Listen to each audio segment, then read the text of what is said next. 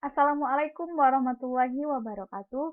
Di sini saya akan menjelaskan materi tentang perbandingan senilai dan berbalik nilai. Sebelumnya, perkenalkan nama saya Jihan Della Safegi, mahasiswa Pendidikan Matematika 2017 Universitas Sriwijaya. Adapun kompetensi inti dan kompetensi dasar dari materi kita pada kali ini yaitu kompetensi yang ketiga, memahami pengetahuan, faktual, konseptual, dan prosedural berdasarkan rasa ingin tahunya tentang ilmu pengetahuan, teknologi, seni, budaya, terkait fenomena dan kejadian tampak nyata. Sementara itu, kompetensi dasarnya 3.8 yaitu membedakan perbandingan senilai dan berbalik nilai dengan menggunakan tabel data, grafik, dan persamaan. Sementara itu, indikator dan tujuan pembelajaran materi kita pada kali ini ialah indikatornya membedakan masalah yang berkaitan dengan perbandingan senilai dan berbalik nilai. Sementara tujuan pembelajarannya adalah siswa dapat membedakan masalah yang berkaitan dengan perbandingan senilai dan berbalik nilai dengan benar. Sebelum kita masuk ke materi inti, kita akan mereview sedikit tentang materi di minggu sebelumnya, yaitu apa itu perbandingan. Perhatikan gambar berikut. Wow, ada Doraemon dan Nobita. Siapakah yang lebih tinggi di antara mereka berdua? Kenapa kalian bisa menyimpulkan hal tersebut? Perhatikan juga gambar berikut ini. Gajah dan semut. Manakah di antara dua hewan di atas yang lebih besar?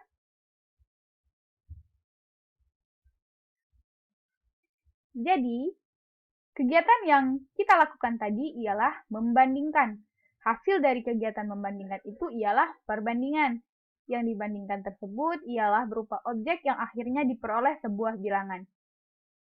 Dapat kita nyatakan dengan A per B atau A titik 2B. Biasanya kita menyebutnya dengan A banding B. Hal-hal yang perlu diperhatikan dalam sebuah perbandingan ialah yang pertama, bandingkan besaran yang satu dengan yang lain. Yang kedua, samakan satuannya. Dan yang ketiga, sederhanakan bentuk perbandingannya, artinya antara A dan B sudah tidak mempunyai faktor persekutuan selain satu. Langsung saja, apa itu perbandingan senilai? Ada yang suka cupcake? Mari kita pergi ke toko cupcake. Aisyah ingin membeli 3 buah cupcake seharga 15.000. Sedangkan Rido ingin membeli 4 cupcake seharga 20.000. Sementara Sinta ingin membeli 5 buah cupcake seharga 25.000. Kita pindahkan data dari ilustrasi tadi ke dalam tabel di bawah ini. Ini ada jumlah cupcake dan jumlah harga. 3 buah cupcake dibeli seharga 15.000, 4 buah cupcake dibeli seharga 20.000, dan 5 buah cupcake dibeli seharga 25.000. Perhatikan lagi tabel di atas. Setelah diperhatikan, ternyata makin banyak cupcake yang kita beli, maka makin banyak pula jumlah uang yang akan dibayar. Hal itulah yang kita sebut dengan perbandingan senilai. Jadi, perbandingan senilai ialah perbandingan dari dua atau lebih besaran, di mana suatu variabel bertambah, maka variabel yang lain bertambah pula, atau disebut juga dengan perbandingan yang memiliki nilai yang sama. Selanjutnya, apa itu perbandingan berbalik nilai? Kita perhatikan ilustrasi berikut. Yuk, main ke peternakan ayam. Ada 2 ekor ayam yang dapat menghabiskan jagung selama 15 hari. 2 ekor ayam dapat menghabiskan jagung selama 15 hari. Sementara itu, jika ada 3 ekor ayam dapat menghabiskan jagung selama 10 hari. Dan ada 4 ekor ayam yang dapat menghabiskan jagung dalam waktu 5 hari.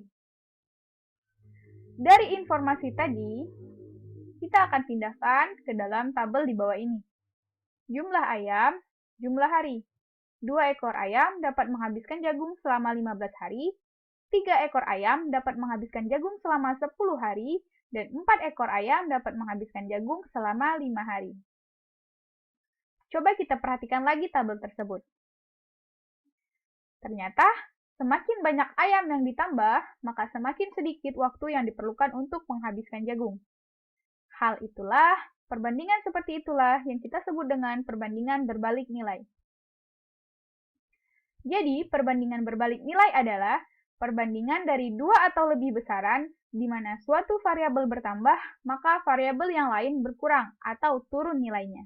Begitupun sebaliknya. Perhatikan contoh soal.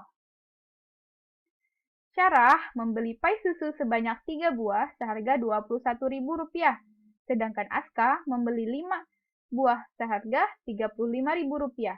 Sementara Firda membeli pai susu sebanyak 7 buah seharga Rp49.000 dan Dila sebanyak 8 buah seharga Rp56.000. Berapakah harga yang harus dibayar Anissa jika ia ingin membeli sebanyak 9 buah pai susu? Tergolong ke dalam masalah perbandingan apakah permasalahan di atas? Apa alasannya? Ya, permasalahan di samping merupakan permasalahan perbandingan senilai. Mengapa? Karena semakin banyak pai susu yang dibeli, maka semakin banyak uang yang harus dibayar untuk membelinya. Kita masuk ke contoh soal yang kedua. Pak Adi memelihara beberapa ekor kambing di rumahnya.